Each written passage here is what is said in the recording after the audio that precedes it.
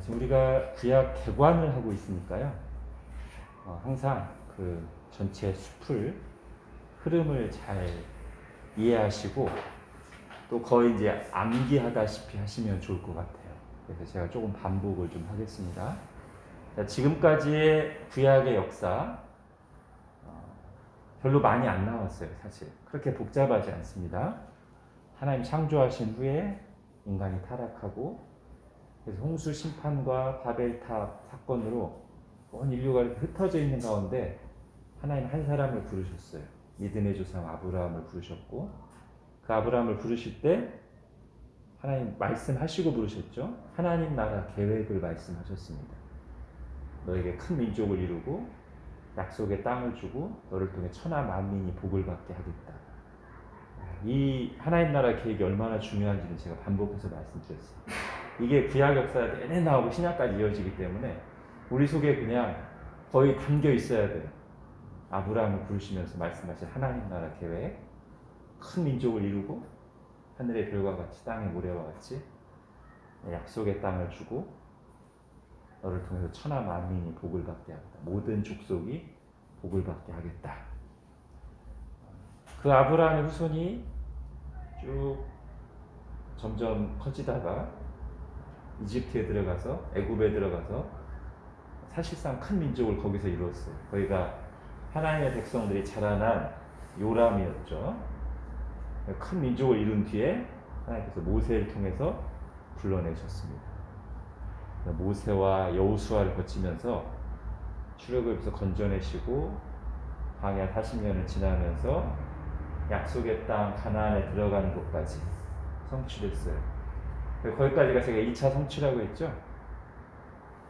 큰 민족을 이루고 땅을 주고, 그죠? 거기까지 여호수아까지 성취됐어요. 모세와 여호수아 시대가 지나고 나서 그 다음에 한 300여 년간 약간 이스라엘 역사에만 있는 좀 특별한 시대. 아무런 정치 시스템이 없어요. 통제가 없어요. 주변 나라에 다 막 왕들이 있고 어떤 제도와 그게 갖춰져 있는데 땅을 딱 차지하고 앉아 있는데 아무런 뭐가 중앙 집권적인 체제가 없어요. 무슨 시대였습니까? 사사시대, 그죠?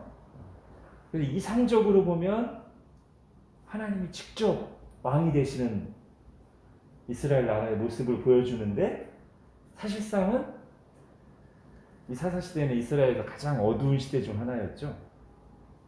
각자 자기 소견에 오른 대로 살던.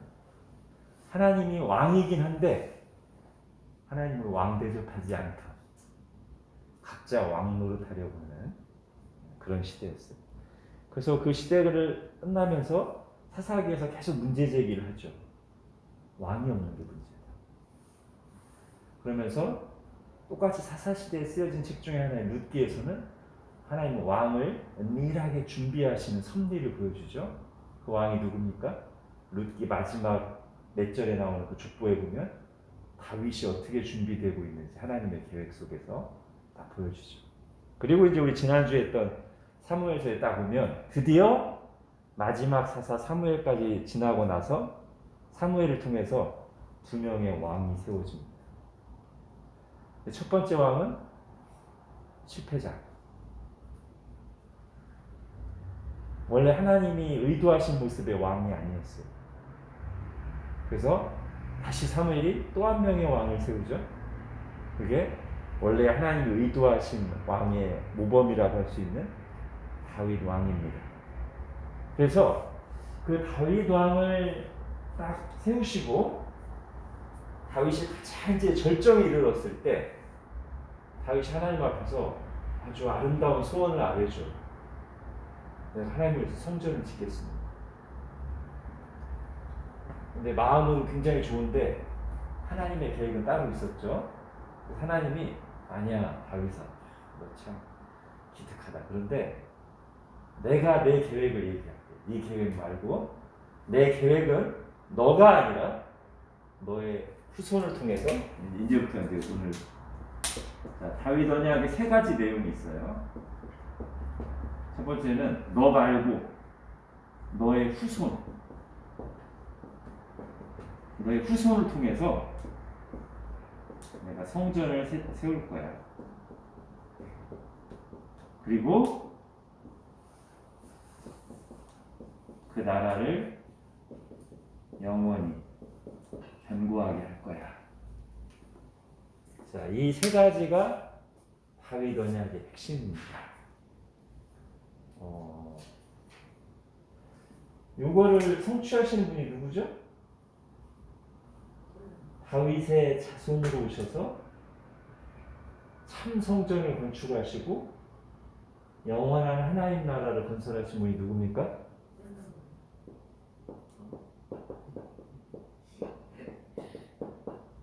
예수 그리스도죠, 그죠? 이게 지금 답을 말씀하셨는데, 그러니까 예수 그리스도가 다윗 언약의 궁극적인 성취예요, 그죠?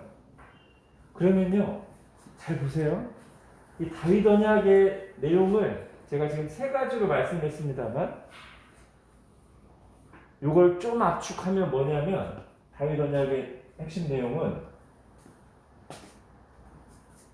너희 후손이 누구? 예수 그리스도죠. 예수 그리스도와 이 나라가 무슨 나라예요? 하나님 나라죠. 이게 다윗 언약의 핵심 내용이에요. 제가 지금까지 여러 번 성경의 주제는 뭡니까? 그러면 예수 그리스도와 그를 통해 이루어진 하나님 나라라고 했죠. 결국 하나님께서 아브라함을 부르실 때, 아까 제가 말씀드렸어요. 아브라함을 처음 부르실 때 무슨 계획을 말씀하셨다? 하나님 나라 계획을 말씀하셨다고 했어요. 그죠? 그때는 너로 큰 민족을 이루고 땅을 주고 모든 족속이 복을 받을 것이다. 이 세 가지를 말씀하시면서, 이것도 근데 하나님 나라 계획이에요. 다시 시간이 어느 정도 지난 뒤에, 한 1000년 정도예요. 이 간격이 한 1000년 정도 지난 뒤에 다시 다윗을 부르셔서 다윗에게 다시 한번 하나님 나라 계획을 말씀하시는데 좀 더 선명해요. 예수 그리스도와 영원한 나라를 말씀하세요. 자, 그래서 궁극적 성취는 예수 그리스도를 통해 성취되는데, 아까 이거 2차적인 성취는 누구 때 성취됐다고 했어요? 여호수아 때, 그죠? 여호수아가 히브리어는 여호수아고 신약으로 하면, 헬라어로 하면 예수라고 했죠? 한번 1차 성취 있었어요? 모형. 자, 다윗 언약도 1차적인 성취가 있어요. 궁극적인 성취는 예수 그리스도인데 1차적인 성취가 있어요. 아까 계속 답을 말씀하신 의창사님 말씀하시죠. 자, 다윗의 후손이면서 눈에 보이는 성전을 건축하고 아주 멋진 영광스러운 나라를 세운 사람이 누구냐면 솔로몬이에요. 그죠? 자, 그러니까 성경이 이 패턴을 잘 기억하십시오. 뭐냐면 이중 성취 패턴이 굉장히 많이 나와요. 아직도 이중 성취 패턴이 몇 개 더 남았어요. 구약에. 항상 이중 성취일 때 하나는 궁극적인 성취, 완전한 성취. 이건 늘 누굴까요? 답이? 이거 답이 정해져 있어요. 답이 예수님이에요. 이 모든 구약 성경의 주제가 전체가 다 무슨 얘기냐면 예수 그리스도 하나님 나라 얘기예요. 그러다 보니까 구약에서 굵직굵직한 중요한 내용들은 궁극적인 성취는 다 뭐냐면 예수님 때, 예수님을 통해서 이루어질 하나님 나라, 이게 궁극적인 성취예요. 그런데 이런 궁극적인 성취로 가기 전에 구약 성경 안에서 이스라엘 역사 속에서 모형 또는 예표로서 1차적인 성취가 있어요. 1차적인 성취. 그거 이제 모형, 제가 예표라고도 많이 얘기했죠. 요거예요. 그러니까 여호수아도 땅을 주고 큰 민족을 이루게 하겠다는 성취한 1차적인 성취예요. 그리고 여호수아가 가나안 땅에 들어갔을 때 그 땅에 평화가 임했다고 했죠. 하나님 나라의 중요한 특징 중에 하나, 평화. 안식이 임했어요. 근데 항상 이 모형과 예표, 1차적인 성취는 한번 딱 보여주고 그 다음에 쇠퇴합니다. 그럴 수밖에 없겠죠, 그죠? 이건 진짜가 아니니까, 그림자니까. 그래서 히브리서에서 우리 그때 여호수아 때 얘기해서 히브리서 딱 찾으면서 만약에 여호수아가 그들에게 진정한 안식을 주었다면 성경에서 만약에 그 이후에 안식할 날이 있음을 말하지 않았을 것이다. 즉 여호수아는 그냥 예표로서 모형으로서만 약속의 땅과 평화를 준 거지 진짜 우리에게 새하늘과 새 땅을 주시고 영원한 평화와 안식을 주실 약속은 아직 남아있다. 1차적인 성취가 된 거지 궁극적인 성취는 남아있다. 히브리서에서 그렇게 해석을 한단 말이에요. 마찬가지예요. 다윗 언약도 1차적인 성취에 모형으로서의 성취에 오늘 이걸 잠깐 볼 거예요. 근데 솔로몬도 이 모형으로서 성취이기 때문에 잠깐 반짝했다가 시들어요. 그래서 진짜는 아니구나. 그럼 우리가 진짜는 기다려야 되는구나. 누구? 다윗의 후손으로 오실 어떤 분을 그가 이루실 영원한 나라를 솔로몬이 잠깐 반짝하고 모형으로만 보여줬던 것을 영원하게 더 완전하게 이루실 그분을 그 나라를 우리가 기다려야 되는 거구나. 이렇게 이게 성경에 반복되는 패턴이에요. 이중성취. 오늘 바로 그걸 보려는 거예요. 솔로몬과 솔로몬 왕국이 어떤 점에서 다윗 언약을 성취하며 하나님 나라의 모형으로서 나타나고 있는가? 그거를 이제 봐야 되겠죠. 자, 한번 솔로몬이 성전을 건축했다는 거 우리가 너무나 잘 아니까요.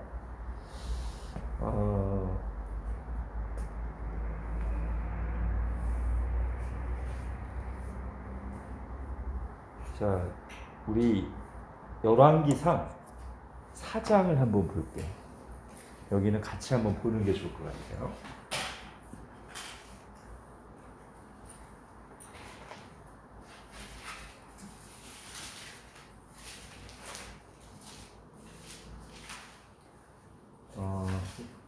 열왕기 앞부분은 솔로몬 얘기입니다. 자, 12장까지가 솔로몬 얘기인데요. 10장까지는 아주 그 솔로몬이 이 솔로몬 왕국이 하나님 나라를 예표하는 모습을 보여줘요. 여러 군데 나오는데 그 중에서도 제가 볼 때는 열왕기상 4장이 솔로몬 왕국이 어떻게 하나님 나라를 예표하고 있는지, 모형을 보여주는지를 가장 잘 집약해서 보여줍니다. 4장 20절 보세요. 자, 먼저 제가 지금까지 말씀드렸던 하나님 나라의 중요한 예언들과 내용들을 다시 한번 생각하시고 여기를 보겠습니다. 뭐가 있었죠? 큰 민족을 이룬다는 말씀이 있었고, 아브라함 부를 때 땅을 주신다는 말씀이 있었고, 모든 족속이 복을 받는다는 내용이 있고, 하나님 나라는 평화의 나라고, 또 로마서 14장에 보면 하나님 나라는 성령 안에 있는 의와 평화와 기쁨이고, 그죠? 자, 이런 요소들이요, 여기 지금 열왕기상 4장에 거의 다 나와요. 솔로몬 왕국에서. 보세요. 4장 20절. 유다와 이스라엘의 인구가 바닷가에 모래같이 많게 되네. 예. 아브라함을 부르실 때 내 자손이 하늘의 별과 같고 바다의 모래와 같이 많아진다. 그죠? 그 얘기하고 있어요.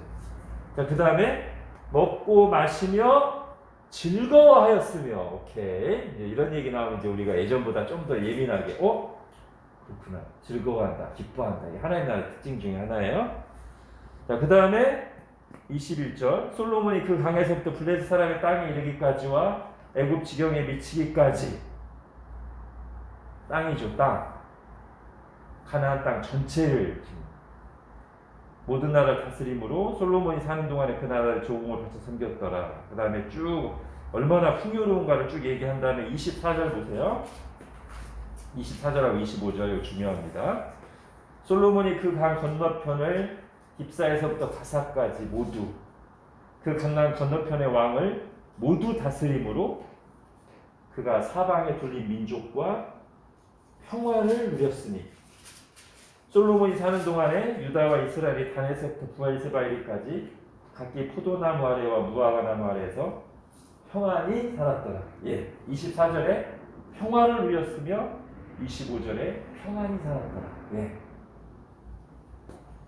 지금 하나님 나라의 중요한 특징인 의와 평화와 기쁨 중에 평화와 기쁨이 여기 분명히 나타나고 있죠. 그리고 여기서 말한 큰 민족을 이루고 땅을 차지하고도 나오죠. 자, 그 다음에요. 이제 29절부터 보십시오. 하나님이 솔로몬에게 지혜와 총명을 심히 많이 주시고 또 넓은 마음을 주시되 바닷가에 모래같이 하시니 솔로몬의 지혜가 동쪽 모든 사람의 지혜와 애굽의 모든 지혜보다 뛰어난지라. 그는 모든 사람보다 지혜로워서 예스라 사람 예단과 마올의 아들 헤만과 갈골과 다르다보다 나음으로 그의 이름이 사방 모든 나라에 들렸더라. 34절 사람들이 솔로몬의 지혜를 들으러 왔으니 이는 그의 지혜의 소문을 들은 천하 모든 왕들이 보낸 자들이더라.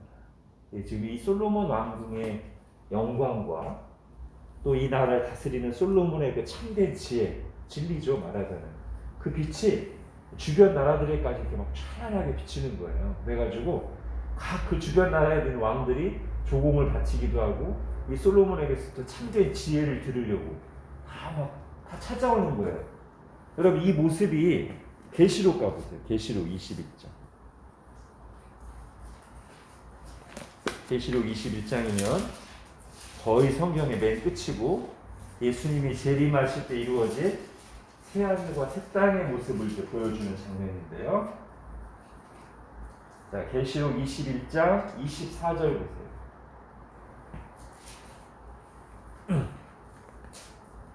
계시록 21장 24절 만국이 그 빛 가운데로 다니고 땅의 왕들이 자기 영광을 가지고 그리로 들어가리라.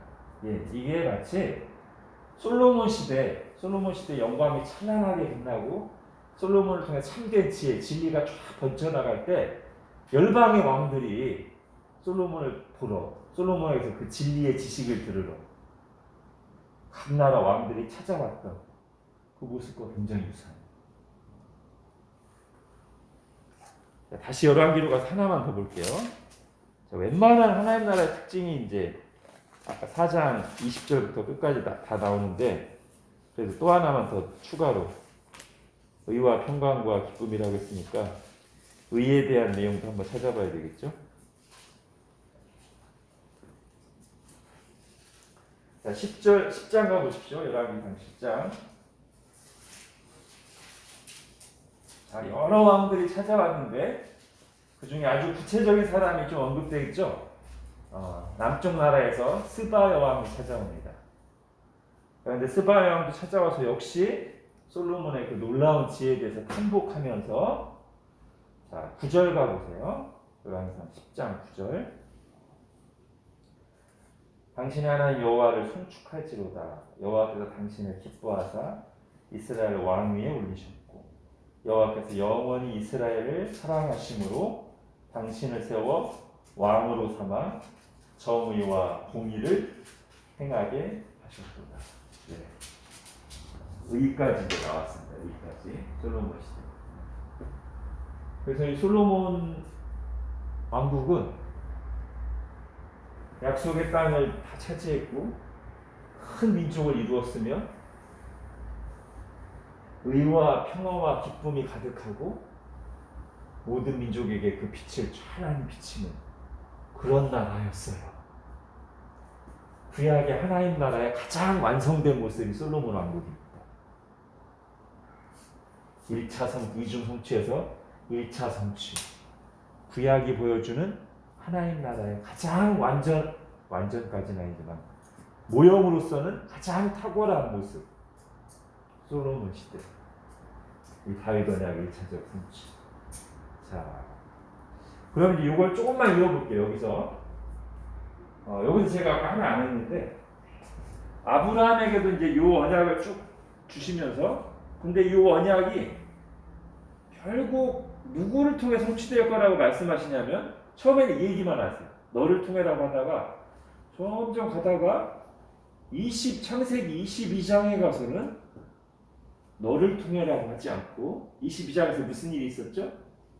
하나님께서 아브라함을 시험하사 그가 100세 얻은 두 번 다시 태어날 수 없는 독생자 이삭을 바치게 하시고 제물로 바치게 하시고 근데 이제 마음만 받으셨죠.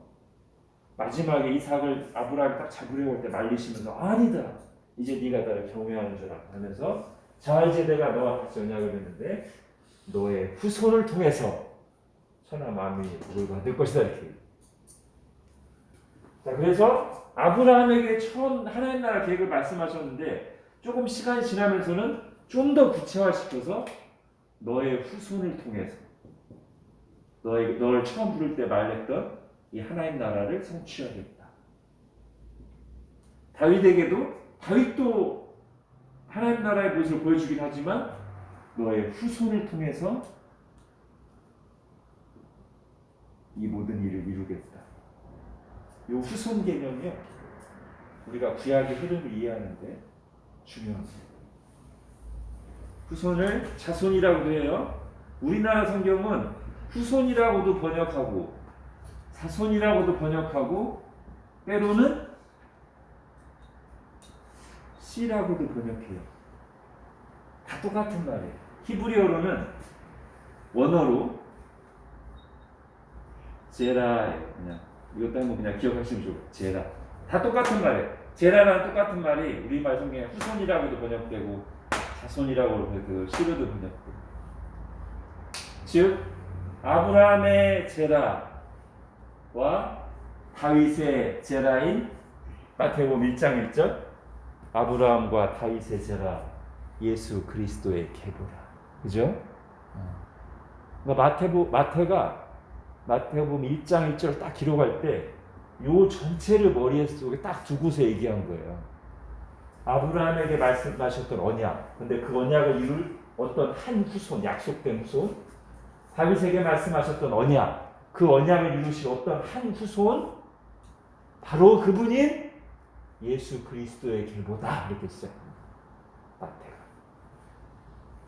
근데 마태는 이 마태복음을 쓸 때 그 마태복음의 2차 수신자가 누구냐면 이스라엘 사람들이었어요. 그러다 보니까 시작을 아브라함부터 했어요. 왜? 이스라엘 자손의 조상이 아브라함이잖아요. 근데 누가는 이스라엘 사람들에게를 수신자로 한 게 아니라 이방 사람들, 모든 사람들 수신자로 하다 보니까 족보가 어디까지 올라가요? 아담까지 올라가요. 그죠? 그 사실은요, 성경에 이 제라 얘기가 한 번 더 나와요. 다윗 전에 아브라함 전에 또 한 명 하나님이 제라를 얘기하신 적이 있어요. 후손 얘기. 누굴까요? 여기 3번, 2번. 그 전에 누구의 후손을 한번 얘기하신 적이 있어요. 우리를 구원하실 자로서. 하와에게, 그죠? 너의 후손은 뱀하고 얘기하면서 너와 여자가 원수가 되고 하다가 너의 후손과 여자의 후손이 원수가 되는데 그 여자의 후손 그가 네 머리를 갑자기 후손 얘기하다가 갑자기 여자의 후손 그가 지금 네 머리 사탄의 네 머리를 밟을 것이다. 이렇게 얘기해요. 그 창세기 3장 15절이 가장 처음 복음이 드러난 부분이라고 말하거든요. 원시 복음. 거기도 후손 개념이 나온다는 거예요. 여기서 누구의 후손이냐면 여자의 후손. 요게 이제 세 가지가 패키지로 완성돼요. 그러니까 예수님은 우리를 구원하러 오실 그리스도는 어떤 분이냐? 창세기부터 쭉 계시돼서 그분은 여자의 후손으로 오실 성육신하신 사람이에요.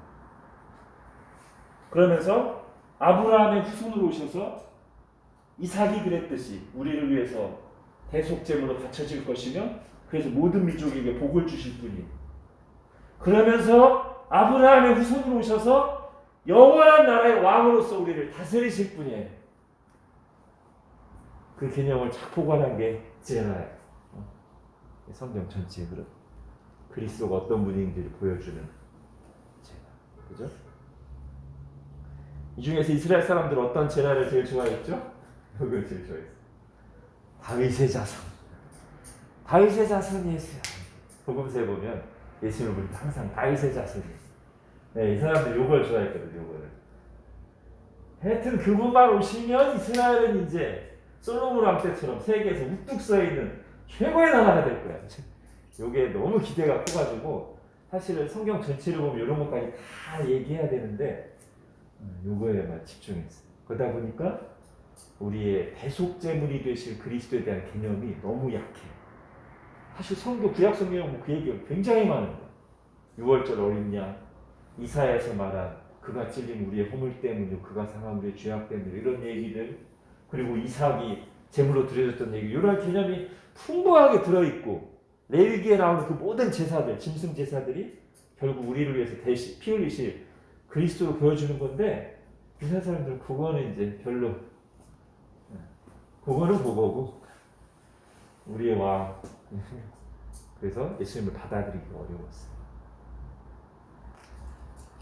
우리도 그렇습니다. 우리도 지금 예수님이 우리를 다스리고 계세요. 우리가 예수님을 믿은 하나님의 백성이 맞다면 예수님이 지금 우리의 왕이시죠.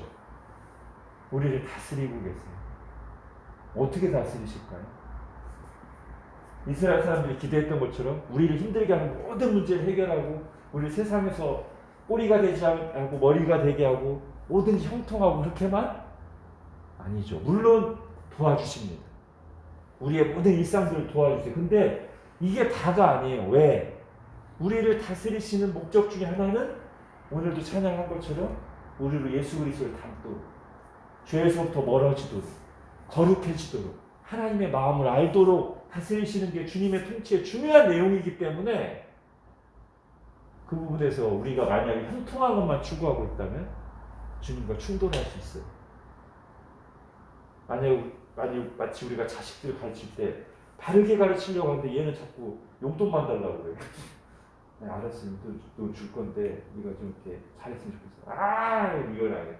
이렇게 하면 계속 충돌되는 거예요. 그죠? 우리의 왕이신 분은 우리를 죄에서 구원하시는 분인데 그분이 우리를 다스릴 때는 어떤 목적을 가지고 다스리십니까?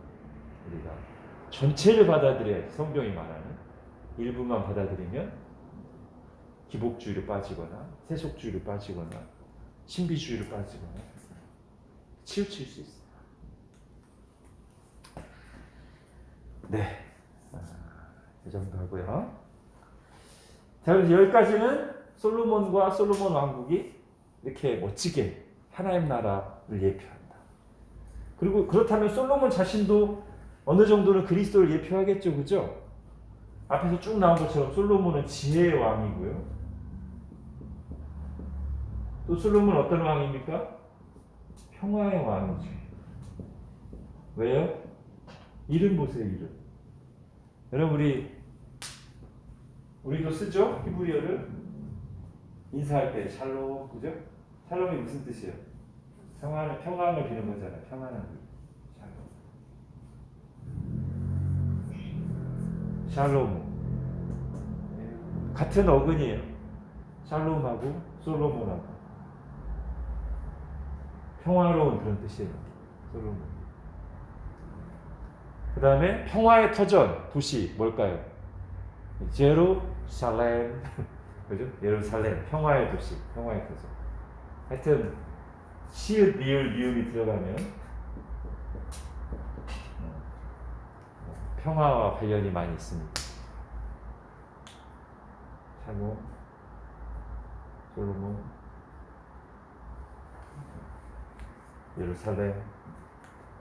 그래.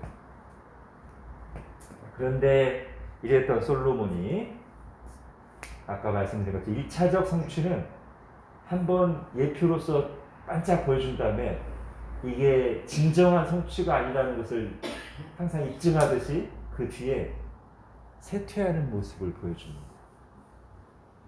그 중에서 솔로몬은 그걸 아주 두드러지게 보여준 사람이에요. 초반에는 정말 지혜로운 왕, 영광스러운 왕이었는데 뒤로 가면 많이 실망스러워요. 네. 우상숭배에 빠져요. 다윗도 넘어지긴 했지만 다윗은 우상숭배에 빠지진 않거든요. 솔로몬은 우상숭배에 빠져요. 그리고 이제 이 평화롭던 이스라엘 나라에 솔로몬 왕국에 반역자들이 일어나고 외적들이 침입하고 내분이 생기고 결국 솔로몬이 죽은 뒤에 나라가 둘로 쪼개지죠, 그죠?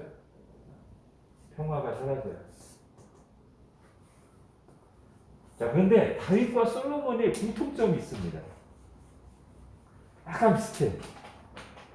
이 과정이 뭐냐면 최고 정점, 가장 영광스러운 시간이 언제였냐면 다윗 같은 경우는 아까 이 다윗 언약을 받을 때 무슨 얘기하고서 다윗 언약 받죠? 내가 하나님을 위해서 성전을 짓겠습니다. 다윗이 성전 얘기할 때가 다윗이 가장 정점이었거든요. 솔로몬도 마찬가지. 솔로몬도 성전을 건축하고 봉헌할 때까지가 그때가 정점이었어요. 그 뒤에 쇠퇴하는데 그 쇠퇴 과정에서 결정적인 역할을 한 것도 똑같아요. 다윗이 어떤 죄를 짓고 나서 쇠퇴하기 시작하죠? 밧세바와 간음하고 나서, 그죠? 여자 문제. 솔로몬이 왜 우상숭배에 빠지죠? 아내를 막 1000명이나 거느리고서 그 아내들한테 니네 나라에서 섬기던 우상 가져와도 돼. 우리나라는 종교의 자유가 있는 나라야. 솔로몬이 반대 한 척 하다가 그 여자들이 우상을 섬기면서 솔로몬이 침실에 들어가면 솔로몬에게 속살거리고 왕께서도 한번 해보시죠. 그렇게 했든지 어쨌든지. 그럼 점점 솔로몬도 이 여자들을 따라서 우상숭배에 빠져요.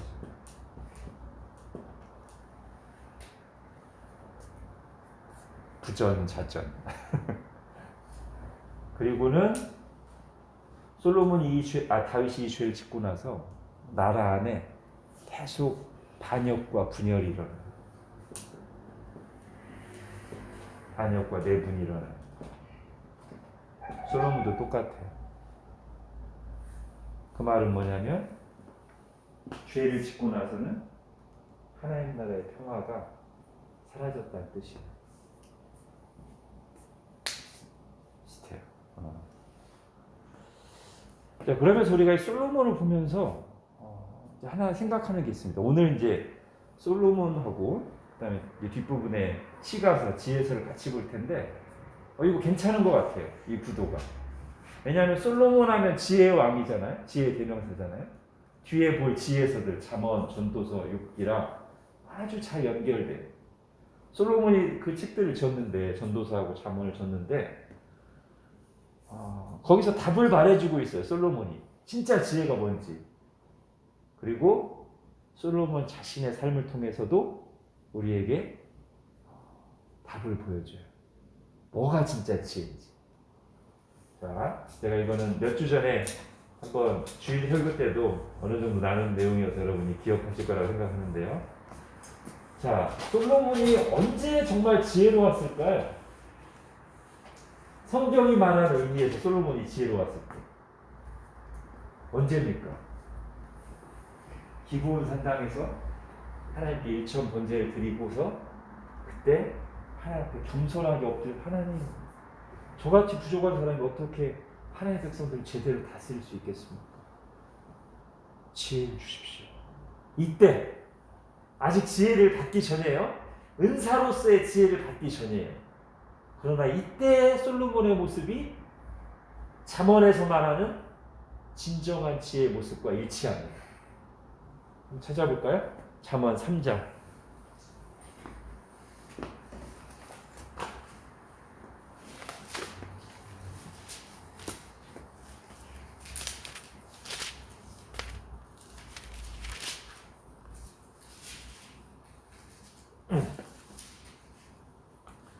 잠언 3장 5절부터 7절까지.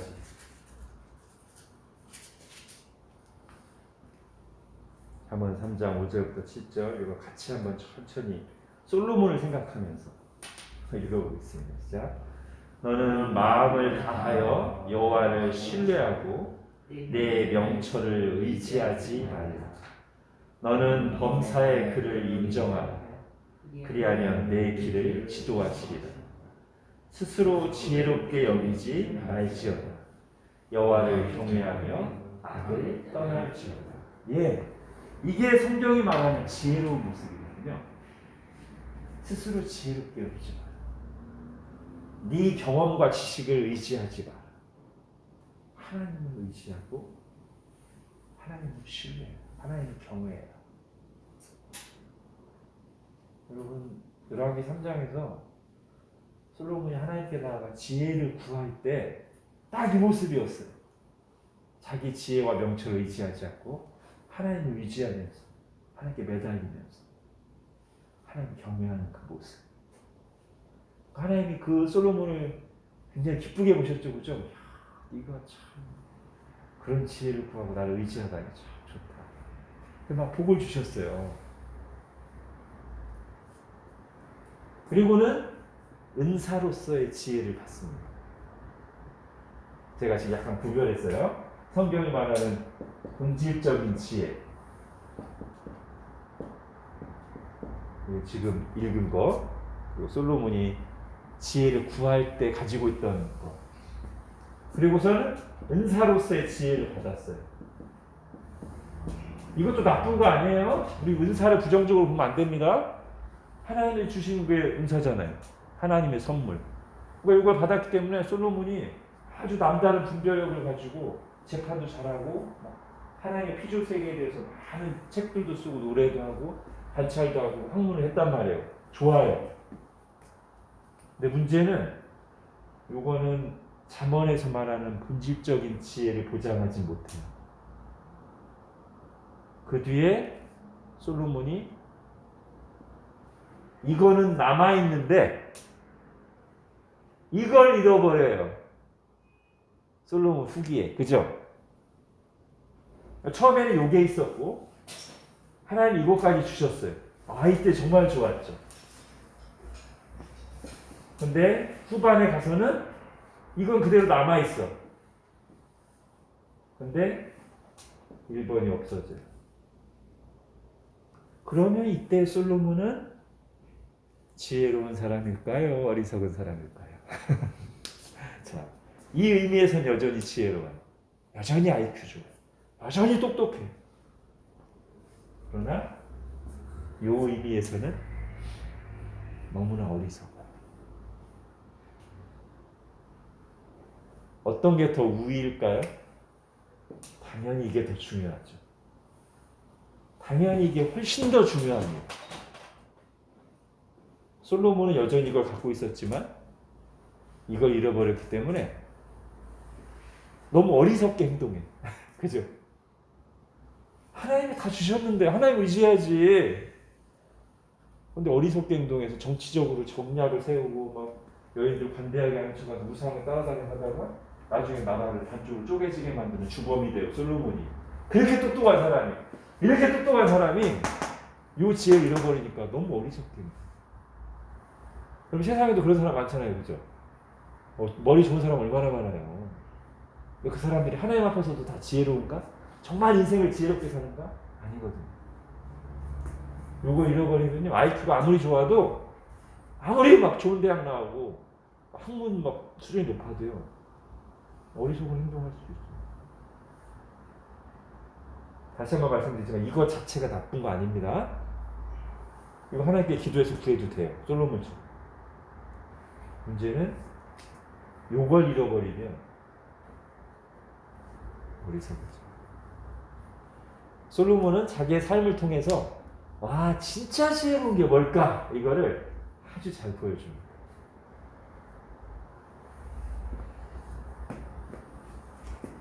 자, 그래서 오늘 아까 우리 찬양도 나의 마음을 정금과 같이 이렇게 찬양했는데, 자, 그래서 솔로몬이요, 요 지혜를 가지고 뭐를 지키려고 했어요? 눈에 보이는 것들을 지키려고 했어요. 자기의 그 막 큰 나라 영토와 궁궐들과 재산들과 마누라들과 이런 것들을, 눈에 보이는 것들을 자기의 요 지혜를 가지고 지키려고 막 정략적인 결혼을 하고 막 마누라 1000명이 나왔고 막 우상도 허용하고 막 했단 말이에요. 그러다가 뭐를 못 지켰습니까?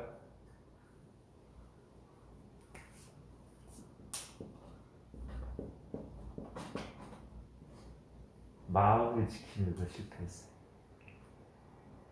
그래서 결국 자기가 그토록 지키려고 했던 나라도 못 지키고 반쪽으로 쪼개지. 자, 솔로몬이 잠언에서도 그 얘기도 합니다. 아까 3장 보셨으니까 4장만 보는 계시면 4장.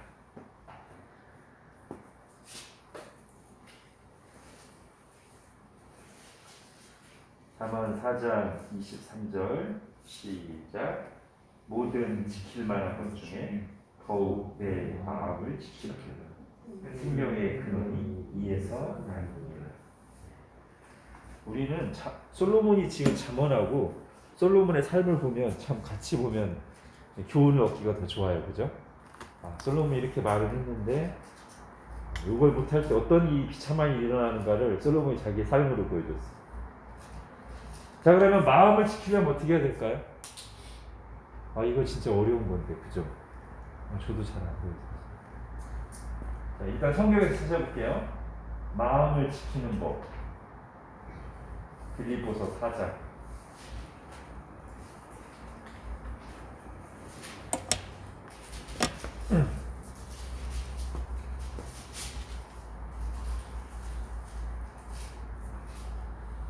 빌립보서 4장 6절 7절 같이 읽겠습니다. 잠깐만요. 빌립보서 4장 6절 7절 시작.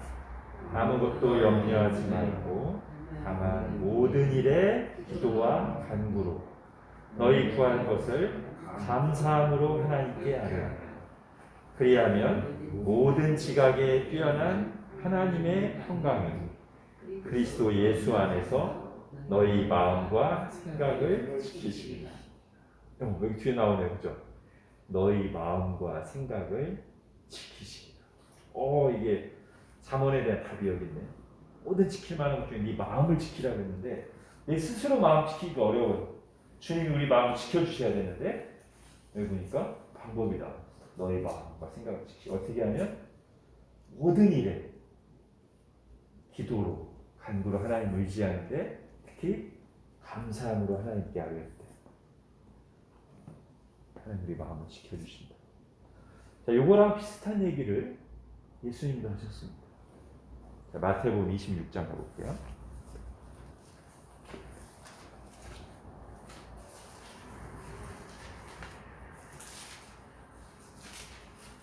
마태복음 26장.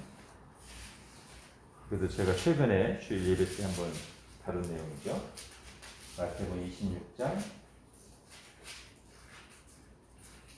41절 같이 읽겠습니다. 시작. 시험에 들지 않게 깨어 기도하라. 마음에는 원이로되 육신이 약하도다. 예. 자, 마음에는 원이에요. 마음에는 예수님을 따르고자 하는 소원이 있어요. 근데 육신, 본성이 약하기 때문에 그 마음을 지키기가 어려워. 그럼 어떻게 하라고 그래요? 깨어 기도하라. 그 마음을 지키려면 막 결단과 너 의지만으로 안 되니까 우리 본성이 약해서 이 마음을 누가 붙잡아 주셔야 돼, 지켜 주셔야 돼. 그러니까 기도함으로 하나님을 의지해. 그 얘기잖아요. 아까 빌립보서 말씀과 거의 유사해요. 모든 일에 기도와 간구로 감사를 하라고. 자, 지금 기도 하나 얘기했고요. 또 우리의 마음을 지키기 위해서 또 하나 시편 119편 한번 보겠습니다.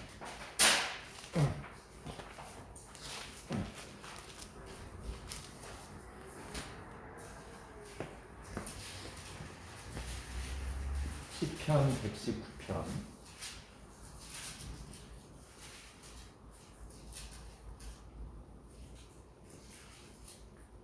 9절부터 11절.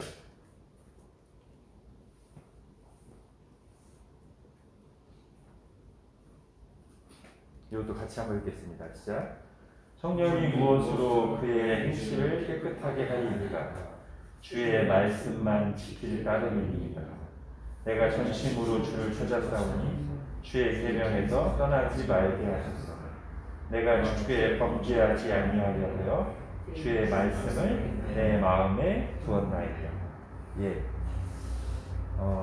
아까 기도가 물론 이제 우리가 은혜 충만할 때도 기도를 많이 합니다만 아까 제가 말씀드린 거는 이미 지금 내 상태가 그런 하나님의 뜻을 행할 만한 힘이 없을 때 기도하면서 내게서부터 비롯되지 않은 하나님으로부터 내 마음을 지켜주시거나 변화시키는 그런 방법으로 기도를 말씀드렸다면 말씀 같은 경우에는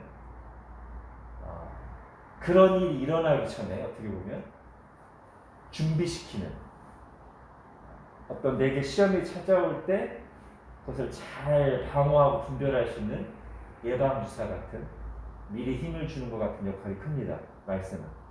즉 우리의 마음을 하나님의 뜻대로 잘 지키려고 하면 평소에 말씀을 꾸준히 읽고 가까이 하고 귀 기울여 들으면 내 말씀 지키기가 훨씬 좋다는 것이죠. 물론 이것도 이미 내 마음이 흐트러져 있을 때도 하나님이 강권적으로 말씀으로 그럴 수는 있어요. 그러나 그거보다는 말씀은 평소에 내가 꾸준히 밥을 먹듯이 잘 먹고 하면 밥을 그냥 평소에 꾸준히 잘 먹으면 몸의 건강이 유지되듯이 말씀을 평소에 꾸준히 읽고 주일날 말씀을 잘 듣고 그 말씀대로 내가 묵상하고 적용하는 삶을 꾸준히 살면 기본적으로 마음을 지키는 아주 중요한 예방주사 내지는 힘이 된다. 그래서 이 말씀과 기도가 우리 마음을 지키는 신자들이 하나님의 마음, 거룩함을 마음을 지키는 아주 중요한 그런 거죠. 다르게 말하면 내가 말씀 읽기를 꾸준히 계속 안 하고 주일날 말씀 듣는 것을 그냥 변성으로 듣는 게 지속되고 있으면 이 사람은 마음을 지키기가 스스로 자기가 마음 지키는 데서 지금 굉장히 위험한 상태로 몰아가고 있는 거예요. 마치 뭐라고 하냐면 계속 밥을 제대로 안 먹는 거예요. 그러면서 건강하기를 바라는 거예요. 사실 이것도 우리가 경험하는 거죠, 그죠? 아니, 보세요, 목사도 한 달만 말씀 안 읽어보세요. 아마 흐리멍청해질 거예요, 생각이. 100% 저는 그렇게 생각합니다. 제가 아무리 막 그동안 말씀을 열심히 뭐 지금 이렇게 다 막 잘 알고 이런 거 가르치고 신학 공부해서도 제가 한 달만 말씀 안 읽어보세요. 말씀 안 듣고 안 읽고. 그러면 아마 매일 뭐 뉴스만 보고 유튜브만 보고 이렇게 하면 아마 저 굉장히 영적으로 흐리멍청해질 것 같아요. 거의 그럴 겁니다. 다른 사람도 다 마찬가지예요. 내가 말씀을 꾸준히 먹고 있는 것을 가볍게 여기면 이게 우리를 지켜줘요.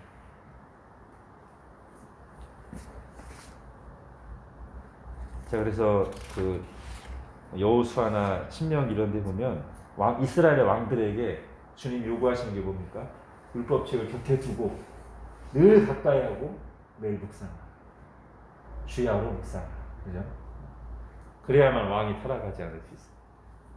안 그러면 왕들이 자기 권력에 취해서 이제 교만해지고 넘어집니다. 근데 솔로몬도 그랬던 거예요. 솔로몬도 어느 순간 솔로몬보다 똑똑한 사람이 어디 있어요?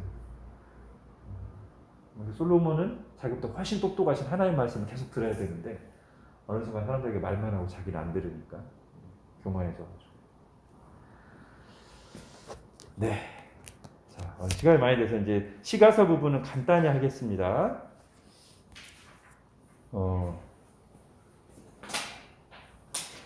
시가 그 5권의 책, 욥기부터 아가서까지 여기가 이제 우리가 시가서라고도 하고요. 욥, 시, 장, 전, 그죠? 자, 시가서라고 표현한 이유는 시와 노래, 그죠? 이거의 문학 형식을 말하는 거고, 형식적인 부분에 따라서 시가서라고 하는 거고, 지혜서라고 할 때는 어떤 부분이요? 내용. 이 책들의 주제가, 주된 내용이 지혜를 다루고 있기 때문에 지혜서라고. 문학 형식으로 보면 시가서, 내용으로 보면 지혜서인데, 사실 이 5권 전체가 다 지혜서라고 보기에는 약간 그렇고요. 이 중에서 특히 3권이 진정한 지혜서죠. 욥기, 잠언, 전도서 이 3권이 그야말로 지혜를 주제로 다루고 있어요. 자, 그 중에서 욥기를 보십시오. 욥기가 많은 사람들이 욥기 하면 무슨 책으로 이해해요? 고난, 그죠? 맞아요. 고난도 욥기에서 다루는 중요 주제 중 하나예요. 그래서 고난 당하는 사람들은 실제로 욥기를 읽으면서 위로를 많이 받기도 하고요. 시편도 마찬가지고, 고난하면 또 하나 찾는 책이 시편이죠. 저도 힘들 때 시편을 통해서 위로와 은혜를 너무 많이 받았기 때문에 저도 힘든 사람들한테 항상 시편을 읽으라고. 자, 어쨌든 욥기 고난의 책인데, 저는 욥기의 더 큰 주제는 뭐냐면 지혜. 욥기는 사실 지혜라고 하는 주제를 다루기 위해서 고난을 재료로 사용합니다. 그렇게 보는 게 맞습니다. 지혜가 욥기의 주제고요. 고난은 그 지혜를 논하기 위해서 다루는 소재, 재료예요.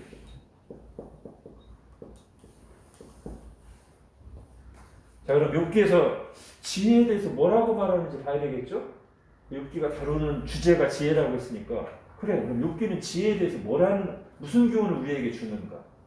잘 보세요. 욥기가 어떤 패턴으로 되어 있냐면 지혜자들의 논쟁이, 지혜 대결. 욥도 굉장히 지혜로운 사람이고요.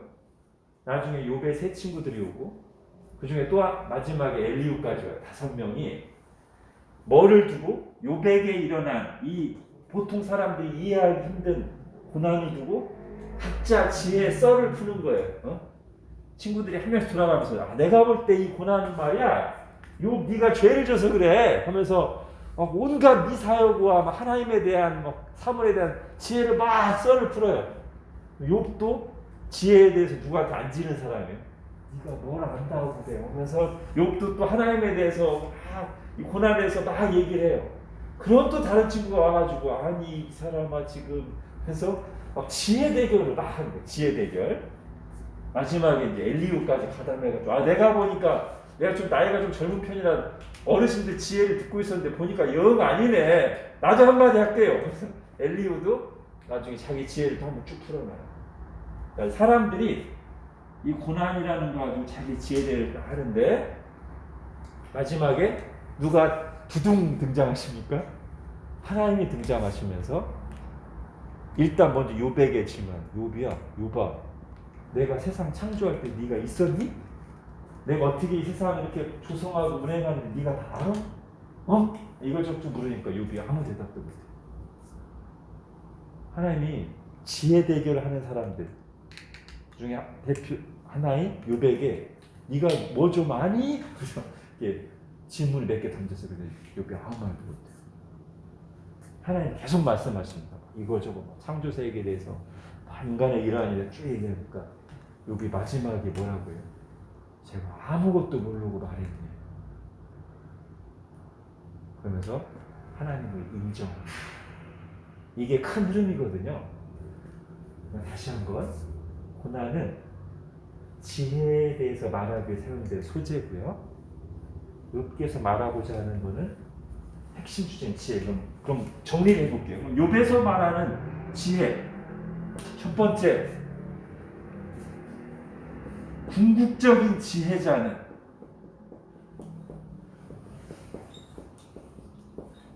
하나님이시다. 그잖아요. 제가 아까 말씀드렸죠? 사람들끼리 막 지혜 좀 안다고 막 지혜 대결하지만 도토리 피재기였어요. 잘 모르는 사람들이 그냥 자기들 수준에서 막 네가 더 지혜롭네 내가 더 지혜롭네 하나님 나타나셔가지고 큰 질문 하나 툭 던지니까 아무도 대답 못해. 뭐 하나님만이 모든 것을 아시는 지혜자시다. 이게 큰 주제고요. 두 번째는 그럼 인간 편에서의 지혜는 뭘까? 하나님이 지혜자신데 인간 편에서의 지혜는 뭘까요? 여기서 잠언하고 연결돼요. 아까 잠언 읽은 부분 있죠? 자기의 명철을 의지하지 마라. 하나님은 경외. 예, 그거예요. 하나님 앞에 겸손하고 하나님을 경외하고 의지하는 것이 인간의 지혜예요. 이 사람이 지혜로운 사람이에요. 뭐 하늘 학문을 하고 막 똑똑하고 말 잘하는 그게 아니라 정말 지혜는 하나님 앞에서 자기 한계를 인정하고 겸손하고 하나님을 경외하고 의지하는 게 지혜예요. 마지막에 욥이 보여주는 모습이 이거죠. 그 전까지는 욥이나 친구들이나 다 막 자기에게 모든 걸 다 아는 것처럼 하나님에 대해서도 막 다 아는 것처럼 얘기해요. 마지막에 욥이 요 자세로 돌아와. 제가 아무것도 모르고서 피조물에 불과한 제가 하나님에 대해서 다 아는 것처럼 하나님한테 세계를 다 아는 것처럼 제가 까불었네요. 마지막에 욥이 인간의 지혜의 모습을 보여줍니다. 이게 욥기의 주제일 뿐 아니라 이 지혜라는 게 사실은 성경에서 굉장히 전체 중요한 주제이기 때문에 이게 성경에서 말하는 지혜예요. 사실. 잠언과도 일맥상통하고요. 자, 그래서 이제 잠언하고 한번 연결해볼게요. 보통 우리가 지혜의 체감 잠언이 대표적인데 잠언을 잘 보면 잠언을 해석하는 게 생각보다 어려워요. 특히 이제 잠언 10장부터는 뭐뭐하면 뭐뭐하리라. 뭐뭐하는 자는 뭐뭐하리라. 이렇게 막 단순한 격언들이 돼 있잖아요. 근데 이게 모든 삶의 상황에 그냥 단순하게 적용하면 다 되는 게 아니에요. 두 가지 문제가 있어요. 이 잠언을 그대로 문자적으로 모든 것을 적용하려고 하면 두 가지 문제가 생겨요. 하나는 과연 잠언이 말하는 것처럼 이 모든 인생에 일어나는 일들이 우리가 선을 행하면 복을 받고 악을 행하면 심판. 이게 우리가 살아갈 때 그대로 이루어지는가? 아니거든요. 당장 욥을 보세요. 욥의 친구들이 이 원리를 적용하려고 해서 욥한테 너 지금 고난이 있는 거 보니까 죄 지었네. 이 잠언의 단순한 논리를 그냥 문자로 적용하려고 해도 안 맞는 거예요. 나중에 욥의 친구들이 하나님한테 혼나죠? 니네 욥보다 못하다. 혼나잖아요. 자, 잠언에 나오는 그 격언들을 단순한 기계적인 인과응보로 적용하면 안 된다는 것을 보여주는 책이 욥기입니다. 그럼 잠언 잘못된 건가? 아니에요. 잠언에서 말하는 것은 우리가 어떻게 살아야 되는지를 보여주는 것이고 궁극적으로는 맞아요. 궁극적으로 선을 행하는 사람이 마지막 영원까지 보면 복을 받는 게 맞죠. 그러나 이 땅에 사는 동안에는 하나님의 우리가 다 이해할 수 없는 계획과 섭리들이 있기 때문에 선을 행하는데 복을 받는 게 아니라 당장에 고난을 당할 수도 있어요. 악을 행하는데도 오히려 형통할 수도 있어요. 그걸 보고서 우리가 선을 행해봤자 필요 없는데 그게 아니라 잠언의 말씀을 진리로 받아들이면서 아니야. 그래도 선을 행하는 게 옳은 거야. 잠언이 그렇게 말하고 있어. 이렇게 적용하면 맞는데 내가 이렇게 한다고 부해진다고 했는데 부지런하게 살면 부해진다. 왜 부지런하게 부해지지 않지? 잠언 틀렸네. 이건 아니다. 기계적인 인과응보로 적용하면 안 된다는 걸 보여주는 게 욥기입니다. 두 번째로 구약의 책들이 다 그렇지만 잠언도 뭐라고 해야 될까요? 세속주의. 잠언에서 약속하는 복들을 보세요. 네가 이렇게 하면 장수할 것이다. 네가 이렇게 하면 자녀들이 복을 받을 것이다. 네가 이렇게 하면 구해질 것이다. 구약에서 말하는 복들은 대부분 이 세상의 물질적인 복들로 표현되어 있어요. 구약이 그래요. 그러다 보니까 잠언에서 약속하는 복들 이렇게 하면 이렇게 되리라 할 때 그 이렇게 되리라가 다 세상에서의 복이에요. 일반적으로. 아닌 것도 있지만.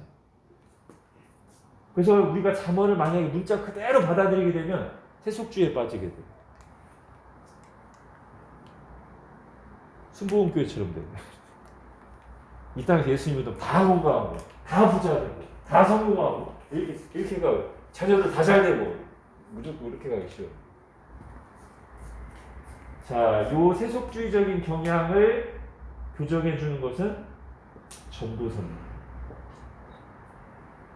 어떤 식으로? 전도서가 어떻게 시작하죠? 헛되고 헛되니 헛되는 것이 자, 근데 거기서 헛되다고 하는 게 이제 입장부터 쭉 이어지는데 뭐냐면 잠언에서 말하는 복들이 여기 다 나와요. 구하는 것도 헛되고 이것도 헛되고 잠언에서 분명히 이거 복이라고 얘기했는데 요걸 하면 이런 복을 받고 요걸 하면 이런 복을 받고자 했는데 전도서에 가니까 그게 다 헛되대. 뭐야 이거? 마지막에 전도서에 뭘 말합니까? 하나님을 경외해. 여기에 나오는 복들이 다 잘못됐다는 거 아니에요. 근데 그게 진짜 복이 되려면 하나님과의 다른 관계 속에서 누릴 때 그것이 적든 많든 복이 되지. 하나님 없이 단순히 그것들만 주어진다면, 하나님 없이 돈만 많이 온다면, 하나님 없이 자녀들이 좋은 대학만 간다면, 하나님 없이 직장만 잘 된다면 그게 복인가? 전도서가 No. 하나님 없이 누리는 그 모든 것들 헛되고 모든 것이 이렇게 균형을 잡아준다는 거예요. 요 세 권의 지혜책들이 이렇게 균형을 잡아줘요. 그래서 우리는 결국 이런 걸 다 보다 보니까 우리가 단순하게 이건 이거야라고 말할 수 없게끔 돼요. 이걸 자꾸 공부할수록 어떻게 되냐면 겸손해지게 돼. 내가 좀 처음 잠언 읽을 때는 막 지혜에 대해서 많이 알고 그래 이렇게 하면 된다고 자신만만했는데 점점 알면 알수록 근데 자신이 없어져. 결국 하나님만 최고야. 이렇게 돼. 결국 하나님 경외하고 하나님 의지해야지 내가 알면 얼마나 알겠어. 이렇게 된다고요? 성경도 알면 알수록 인생도 경험하면 경험할수록 이렇게 돼. 그게 잘 가는 거예요. 이렇게 가는 게 좋은 방향으로 가는 거예요. 네, 오늘 이 정도 할까요? 제가 기도하고 마치도록 하겠습니다. 하나님 오늘 솔로몬과 그리고 지혜서들을 보면서 성경이 말하는 진정한 지혜의 핵심이 무엇인가를 다시 한번 들었습니다. 많이 배우고 아는 것도 중요하고 부지런히 해야 되겠지만 그러나 지혜의 핵심 중의 핵심은 내가 피조물임을, 한계가 있는 존재임을, 하나님 앞에 티끌 같은 작은 자임을 깨닫고 인정하고 나의 창조주이신, 나의 주인이신, 크고 위대하시고 참된 지혜자이신 하나님 앞에 겸손한 것, 하나님을 인정하는 것, 하나님을 경외하고 하나님의 말씀에 귀 기울이는 것이 지혜의 핵심 중의 핵심이고 그것이 우리의 마음을 지키는 길이고 우리가 영원히 살고 잘 되는 길임을 다시 한번 들었습니다. 이것을 마음에 새기게 해주시고 우리가 평생 이 지혜를 추구하며 지혜롭게 살아가는 저희들 되게 하여 주옵소서. 계속해서 구약계관 남은 부분을 공부할 때도 성령님께서 우리 마음을 비추시고 감화하셔서 하나님의 뜻과 마음을 잘 깨닫게 하시고 그것을 지금 우리 각자의 상황에 잘 적용할 수 있도록 인도하여 주옵소서. 예수님의 이름으로 기도합니다. 아멘.